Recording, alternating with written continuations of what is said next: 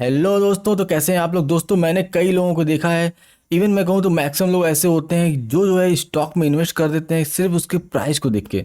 हाँ, अभी प्राइस चल रहा है 100 पे 80 पे आ गया है, चलो इसमें इन्वेस्ट कर देते हैं। लेकिन दोस्तों जब भी आप किसी स्टॉक में इन्वेस्ट करते हैं, जो सबसे पहली चीज़ को पता होना चाहिए कि दोस्तों आप उसके बिजनेस में इन्वेस्ट कर रहे हो। बिजनेस में इन्वेस्ट करने का मतलब होता है कि दोस्तों आपको उसके बिजनेस को समझना पड़ेगा, बिजनेस कौन सा काम वो करती है कंपनी। तो दोस्तों इस वीडियो में हम बात करने वाले हैं टाटा स्टील बीएसएल के बारे में, और इसकी कंपनी के हम बैकग्राउंड के बारे में जानेंगे, ये कंपनी कौन से काम करती है इसको भी जानेंगे। और दोस्तों इसके हम फंडामेंटल्स को एनालाइज करेंगे, और लास्ट में हम जानेंगे कि क्या ये जो प्राइस चल रहा है करंट में वो इस समय बाई करने के लिए है या नहीं है। तो दोस्तों इस वीडियो में आखिर तक बने रहिएगा, और अगर आप इस चैनल पर नए हैं तो दोस्तों प्लीज़ इस चैनल को जरूर सब्सक्राइब करिएगा और बेल आइकन दबाना मत भूलिएगा। तो दोस्तों सबसे पहले हम बात कर लेते हैं कंपनी की बैकग्राउंड के बारे में। तो दोस्तों मैं यहाँ पे आ चुका हूँ, यहाँ पे आप देख सकते हैं कि टाटा स्टील बीएसएल। दोस्तों इसका जो पहले नाम था वो था भूषण स्टील लिमिटेड। और दोस्तों ये जो 18 मई 2018 को इसको जो है टाटा स्टील ने एक्वायर कर लिया, और करंटली जो इसका नाम है अब जो आप देख पा रहे हैं वो है टाटा स्टील बीएसएल। दोस्तों अगर इनकी हिस्ट्री के बारे में बात करें तो 1987 में ये इस्टेब्लिश हुई थी कंपनी। उसके बाद जो है ये इंडिया की third largest steel producing company थी, लेकिन अभी की बात करें तो ये इंडिया की फिफ्थ लार्जेस्ट प्रोड्यूसिंग कंपनी है। और इनकी जो कैपेसिटी है वो है 5.6 मैट्रिक टन पर एनम, जो कि काफ़ी ह्यूज है। और दोस्तों यहाँ पे आप देख सकते हैं कि जो टेक्नोलॉजी पार्टनर्स हैं, मतलब जो उनको टेक्नोलॉजी में हेल्प करते हैं, जैसे इनका जो रिसर्च एंड डेवलपमेंट प्रोग्राम है वहाँ पे जो इनके पार्टनर्स हैं उनकी बात करें तो यू देखिए आप, from Europe, Japan and USA. पहले जो है दोस्तों जब ये भूषण स्टील लिमिटेड था तो ये सिर्फ जापान से हेल्प लिया करते थे, लेकिन अभी नाउ करंटली बात करें जब से ये टाटा ने इसको एक्वायर किया है तब से ये देखिए यहाँ पे यूरोप और यूएसए से भी ये टेक्नोलॉजी को अडॉप्ट करते हैं। अब दोस्तों हम बात कर लेते हैं इनके प्रोडक्ट के बारे में, ये कौन कौन से प्रोडक्ट ये बनाते हैं। दोस्तों इनका जो मेन काम है वो है ऑटोमोबाइल सेक्टर में। दोस्तों जैसे आप यहाँ पे देख सकते हैं, यहाँ लिखा हुआ है rich exposure in down stream business और first Indian steel plant to supply skin panel to auto maker. अभी तो आपको ये पल्ले नहीं पड़ा होगा क्योंकि दोस्तों ये थोड़ा टेक्निकल टर्म्स है, और थोड़ा अगर आप मैकेनिकल इंजीनियरिंग से बिलोंग करते हैं तो शायद आपको समझ में आ जाए। क्योंकि देखिए यहाँ लिखा हुआ है कि यहाँ पे harden and tempered heat treatment के द्वारा ही दोस्तों आयरन को जो है हार्ड या फिर सॉफ्ट करने का काम किया जाता है। तो दोस्तों जैसा मैंने आपको बताया कि इनका जो मेन बिजनेस है वो है डाउन स्ट्रीम बिजनेस, और ये इंडिया की फर्स्ट स्टील प्लांट्स हैं जो कि सप्लाई करते थे skin panel to auto makers. अब दोस्तों ये होता क्या है, आइए हम देखते हैं, पहले इसके बारे में जानने की कोशिश करते हैं। देखिए यहाँ पे दोस्तों, यहाँ पे एक कार की मैंने डिज़ाइन रख रखी हुई है आपके सामने।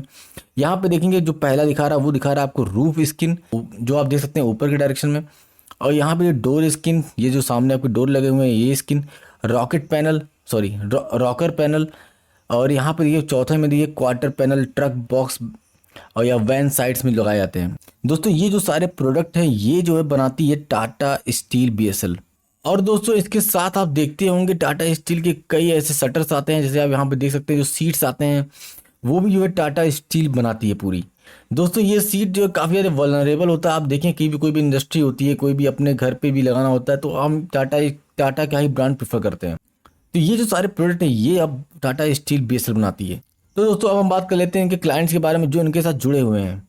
दोस्तों यहाँ पे आप देख सकते हैं कि इनके जो क्लाइंट्स हैं वो हैं Yamaha, Maruti Suzuki, Honda, Ford, Mahindra, Eicher and Ashok Leyland. जो भी आपके दिमाग में नाम आता है दोस्तों ऑटोमोबाइल सेक्टर में, जो भी कार मेकिंग कंपनी है, ट्रक मेकिंग कंपनी है, जैसे आइसर या फिर अशोक लेलैंड हो गए। आप देखिए यहाँ पे जो इलेक्ट्रॉनिक गुड्स में जो सबसे फेमस कंपनी है वो है एलजी, वो भी अपना प्रोडक्ट जो है वो भी जो है इनसे इनके क्लाइंट्स हैं। तो दोस्तों ये तो कुछ हैं इनके क्लाइंट्स, बाकी ऐसे बहुत क्लाइंट्स हैं। तो मैंने आपको दिखा दिए हैं ताकि आपको एक आइडिया लग जाए कि ये कंपनी जो है कितनी बड़ी है और आगे चल के कैसे परफॉर्म करने वाली है। और दोस्तों अगर मैं बात करूँ इनके नंबर ऑफ एम्प्लॉइज़ की तो आप देख सकते हैं यहाँ पे 5700 के आसपास इनके एम्प्लॉई है। अब दोस्तों हमने बात कर ली कंपनी के बैकग्राउंड के बारे में, कंपनी क्या प्रोडक्ट बनाती है और कंपनी इस समय किस रैंक पे है। अब हम बात कर लेते हैं इनके जो हमारा मेन पार्ट है जिसे हम बोलते हैं फंडामेंटल एनालिसिस। तो चलिए बात करते हैं उसके बारे में। तो दोस्तों यहाँ पे मैं आ चुका हूँ। यहाँ पे मैं सबसे पहली चीज़ जो मैं किसी कंपनी में देखता हूँ वो है शेयर होल्डिंग। दोस्तों यहाँ पे आप देख सकते हैं कि शेयर होल्डिंग जो है इस समय जो टाटा स्टील बीएसएल की है प्रोमोटर्स की, वो है इस समय 72.68 के आसपास। दोस्तों यहाँ पे देखिए कि कोई भी स्टॉक जो है यहाँ पे कोई भी शेयर प्लिज नहीं है, सबसे अच्छी बात इस कंपनी की। और दोस्तों यहाँ पे आप देखेंगे जो पब्लिक की होल्डिंग है वो नियरली 20% के आसपास है। एफआईआईज की बात करें तो देखिए दोस्तों बहुत ही कम उनके पास होल्डिंग है, अराउंड 1.1, और डीआईआई पर होल्डिंग देखिए 6.45 के आसपास है। तो दोस्तों इसमें तो कोई लोचा नहीं है, बहुत ही अच्छा है। शेयर होल्डर्स की पैटर्न को देखेंगे तो बहुत ही बेहतरीन है, कोई भी स्टॉक प्लीज नहीं है। दोस्तों अब हम बात कर लेते हैं इनके रेवेन्यू के बारे में और इनके प्रॉफिट्स के बारे में। तो दोस्तों यहाँ पे आप देख सकते हैं कि इनके जो रेवेन्यू आ रहा है 2017 से बात करें तो 13,000 करोड़ के आसपास था, फिर 17,000 करोड़। 2019 में काफ़ी अच्छा इनके पास देखिए 20,891 करोड़ के आसपास था। 2020 में थोड़ा सा डाउन गया, लेकिन 2021 में इसने फिर से कवर किया और इस समय इसकी बात करें तो 21,418 करोड़ की रेवेन्यू आ रहा है। तो दोस्तों रेवेन्यू तो आता है कंपनी का, ऐसा नहीं टर्नओवर इनके रेवेन्यू बढ़ते रहते हैं, सेल्स बढ़ते रहते हैं, बट क्या इनका प्रॉफिट बढ़ा है उसे भी देखना बहुत जरूरी है। तो दोस्तों अब हम देखते हैं कि प्रॉफिट्स कितने जनरेट कर पा रहे हैं इस रेवेन्यू से। तो दोस्तों यहाँ पे मैं आ चुका हूँ, यहाँ पे देखिए आप 2017 में, चलिए थोड़ा कंपेयर भी करते हैं साथ में। 2017 में देखिए यहाँ पे इनका रेवेन्यू था 13,705, लेकिन देखिए यहाँ पे प्रॉफिट नेगेटिव में -3,500 के आसपास। और दोस्तों 2018 में बात करें तो 17,000 करोड़ के आसपास इनका रेवेन्यू था, लेकिन उसी के साथ साथ देखिए दोस्तों 2018 में इनका जो प्रॉफिट था वो बहुत ही ज़्यादा लॉस में था, -24,000 करोड़ के आसपास। दोस्तों इसे देख के तो आप भी शॉक रह गए होंगे, ये कैसे हो सकता है कि रेवेन्यू इतना जनरेट करी और लॉस इतना ज़्यादा। दोस्तों इसके पीछे बहुत ही मज़ेदार कहानी है। अगर मैं थोड़ा शॉर्ट में आपको बता देता हूँ कि बीएसएल जो है, भूषण स्टील लिमिटेड, दोस्तों ये जो कंपनी थी बैंकक्रप्ट हो चुकी थी पूरी तरीके से। अराउंड अगर मैं बात करूँ तो इनके पास 42,000 करोड़ का लोन था। 2018 की बात करें तो 2018 में जो है टाटा स्टील ने एक्वायर किया और एक्वायर करने के बाद 35,000 करोड़ उन्होंने दिया, तब जाके ये कंपनी अब जाके थोड़ा प्रॉफिट में रन कर पा रही है, क्योंकि इनके पास इतना ज़्यादा लोन हो गया था और ये स्टील के प्राइस काफ़ी डाउन हो गए थे। तो ये कहीं ना कहीं कंपनी को बहुत ही बड़ा सेटबैक था। और 2008 की जो क्राइसिस आई थी उसने जो इस कंपनी को बहुत ही बुरी तरीके से हर्ट किया। तो दोस्तों अगर अभी मैं जो एनालिसिस करूंगा वो 2018 की बात करेंगे, क्योंकि 2018 के पहले ये कंपनी टाटा स्टील की नहीं थी, ये कंपनी थी भूषण स्टील लिमिटेड की, जो कि बहुत ही ज़्यादा बैंकरप्टी में थी और इस समय जो है बात करें तो बैंकरप्टी से बाहर आ चुकी है और कंपनी प्रॉफिट कर रही है। तो दोस्तों 2018 के बाद की अगर बात करें तो देखिए काफ़ी अच्छा। 2019 की बात करें तो 20,891 करोड़ के पास इनका रेवेन्यू था और वहीं 1711 के पास इनका प्रॉफिट पहुंच गया। 2020 में दोस्तों यहाँ पे फिर से एक निगेटिव चाइना को देखने को मिला, प्रॉफिट जो है डाउन हो गया, क्योंकि -628 करोड़ के आसपास। क्योंकि देखिए दोस्तों आपको पता होगा कि 2020 में जो है काफ़ी ज़्यादा जो ऑटोमोबाइल सेक्टर में क्राइसिस आ गया था, कार्स वगैरह बिक नहीं रही थी, पार्ट जो है चाइना से आ नहीं पा रहे थे, तो कहीं ना कहीं ऑटोमोबाइल सेक्टर बहुत ज़्यादा स्ट्रगल कर रहा था उस पीरियड में। तो यहाँ पे टाटा स्टील के एक्वायर करने के बाद भी थोड़ा सा निगेटिव यहाँ पे इनका प्रॉफिट गया। तो अगर मैं अभी की बात करूँ करंट सिचुएशन क्या है 2021 की, तो दोस्तों यहाँ पे 2518 करोड़ के आसपास इनका प्रॉफिट चल रहा है। जब से टाटा स्टील ने इसको एक्वायर किया है ये जो है हाईएस्ट प्रॉफिट अभी तक का बना हुआ है। तो दोस्तों सबसे पहली चीज़ मैं बताना चाहूँगा, कभी भी आप इस स्टॉक को एनालाइज करें तो 2018 को छोड़ दें, 2018 के बाद से एनालाइज करें, क्योंकि वही आपको एक्यूरेट डेटा मिलेगा। अब दोस्तों हम बात कर लेते हैं आरओई की। आरओई होता क्या है? आरओई दोस्तों होता है रिटर्न ऑन इक्विटी। ये बताता है कि दोस्तों की कंपनी कितना इफिशियंट है अपने शेयर होल्डर्स के पैसे को प्रॉफिट में कन्वर्ट करने में। तो दोस्तों अगर मैं 2019 की बात करें तो देखिए आरओई जो आपका था 167 के आसपास। दोस्तों अब आप सोच रहे होंगे इतना ज़्यादा आरओई, 167, 167। 2018 में जब ये कंपनी बैंकरप्ट हो गई थी तो 2019 में जो इसकी परफॉर्मेंस था देखिए पॉजिटिव में था। यहाँ से यहाँ पॉजिटिव जाने के लिए कितना कितना परसेंट का जंप लगाया होगा आप समझ सकते हैं। उस समय जो है टाटा स्टील ने 35,000 करोड़ रुपए इस कंपनी को बाई किया था दोस्तों। उस वजह से यहाँ पे आरओई जो है काफ़ी ज़्यादा ह्यूज आ चुका है। लेकिन उसके बाद देखिए आरओई काफ़ी डाउन गया, -52.82 के आसपास चला गया, जो कि कहीं ना कहीं एक बहुत ही निगेटिव साइन है। लेकिन अभी की बात करें 2021 की, तो इस समय जो आरओई जो इनका चल रहा है वो चल रहा है 11.98 के आसपास। दोस्तों मैं जो मानता हूँ, मेरा जो प्रेफरेंस है किसी भी स्टॉक को लेने का वो है, अगर किसी कंपनी की आरओई जो है 15 से ऊपर है तो मैं उस स्टॉक में प्रेफर करता हूँ बाई करना। फिलहाल ये जो अभी कंपनी जो है स्ट्रगल कर रही थोड़ी सी, इस समय जो है 12 पे चल रही है इसकी आरओई, तो ये भी बहुत बुरा नहीं कह सकते लेकिन अच्छा है। दोस्तों अब सबसे इंपॉर्टेंट चीज बात कर लेते हैं डेट टू इक्विटी रेशियो के बारे में। दोस्तों यहाँ पे देखेंगे कि अपनी कंपनी के पास कितना डेट है as compare to their equity. तो दोस्तों यहाँ पे आप देख सकते हैं 2019 में जो है इनका जो डेट टू इक्विटी रेशियो था वो था 16.58, मतलब काफ़ी सारे डेट अब भी बचा हुआ था। और अगर बात करें तो डेट तो है 16 टाइम था इनके इक्विटी होल्डर्स के पैसे को अगर देखा काउंट किया जाए तो। और यहाँ पे 2020 में देखेंगे तो थोड़ा सा डाउन गया, 14 के पास आया, लेकिन 2021 में देखिए काफ़ी ड्रास्टिक एक मूव आया। कहाँ ये 14 इसका था, अभी बात करें तो 0.51 के आसपास है। मतलब आप देखिए, आप चीज़ों को समझने की कोशिश करिए। डेट टू इक्विटी रेशियो कम हुआ 0.5, बहुत ही अच्छा, बहुत कम डेट में कंपनी आ चुकी है। आरओई देखिए नेगेटिव में था 2020 में, अभी पॉजिटिव में आ चुकी। दूसरी गुड न्यूज़, मतलब ये भी ग्रोथ हो रहा है तो यहाँ भी ग्रोथ हो रहा है। और यहाँ पे देखिए दोस्तों नेट प्रॉफिट देखिए यहाँ पे ग्रोथ हुआ। मतलब कहीं ना कहीं 2019 से 2020 में देखिए काफ़ी ज़्यादा चेंज आए हैं और कंपनी जो काफ़ी अच्छा परफॉर्म कर रही है। अब दोस्तों हम बात कर लेते हैं सबसे इंपॉर्टेंट चीज़ के बारे में, इनके पीयर्स के बारे में। ऐसी कंपनियां जो इसी टाइप के प्रोडक्ट बनाती हैं, उनका इस समय मार्केट कैप कितना है, नेट सेल कितना हो रहा है, और डेट टू इक्विटी रेशियो क्या है। तो दोस्तों यहाँ पे मैं बात करूँ तो टाटा स्टील बीएसएल की आप देखिए, इसमें करंट प्राइस 92 रुपीज़ के आसपास चल रही है। मार्केट कैप इनका जो है 10,000 करोड़ के आसपास है, इसलिए ये स्मॉल कैप स्टॉक में आते हैं।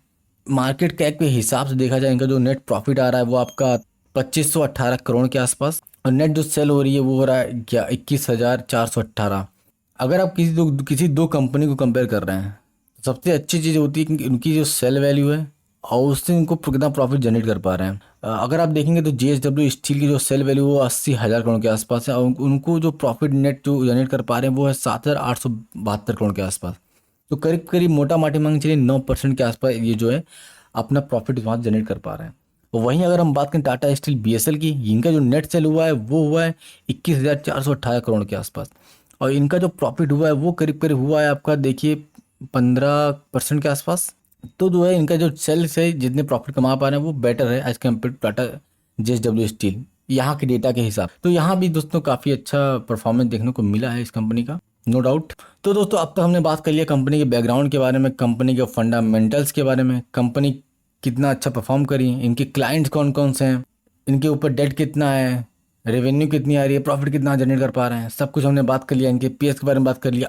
अब जो सबसे स्पेशल क्वेश्चन जो सबका फेवरेट है कि क्या ये जो प्राइस चल रहा है 92.65 रुपीज़, ये प्राइस बेस्ट है बाय करने के लिए या नहीं, उसे जानने के लिए सबसे बेहतरीन तरीका होता है कि आप उस कंपनी के पी रेशियो को देखिए। तो देखिए दोस्तों, यहाँ पे मैं आ चुका हूँ इस चार्ट पे। अब यहाँ पे देखिए जी कंपनी की जो की मैट्रिक्स में आप देखेंगे जो कंपनी का पी रेशियो वो आपका है 4.02 के आसपास, और वहीं सेक्टर का जो पी रेशियो देखेंगे वो है आपका 23.14 के आसपास।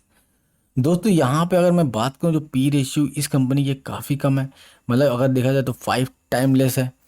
तो इस कंपनी की जो ग्रोथ है वो बहुत अच्छी होगी अगर ये कंपनी जो है अपने प्रॉफिट को मेंटेन करती रही और अपने एसेट्स को इंक्रीज करती रही और अपने जो लॉसेस हैं उनको कम करती रही, तो इस कंपनी में ग्रोथ होना ही होना है।